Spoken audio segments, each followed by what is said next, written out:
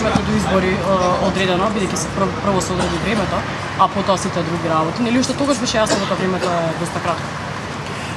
Граѓанските организации не беа играчи на масата кога се договараше договорот од Пржино. Точно се знае кои се тие актери, политички партии, кои што заедно со представниците на меѓународната заедница го договорија договорот од Пржино.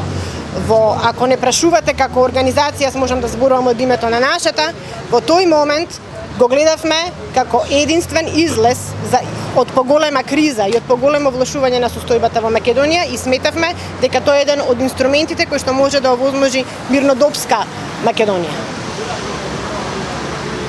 Кога е испратено писмото до Јошенеска? Да? Кога го испратите? Сега ќе го доставиме. Денеска го доставувате, така? Сега ќе го доставиме преку делегацијата да му биде испратено рачно во писмена форма, инаку електронски испратено до комесарот, до европски парламентарци, до представници на амбасадите во Македонија присутни, до представници на Европската комисија во Брисел, до амбасадорот Иво Орав, до посредникот Ван Хауте и така натаму.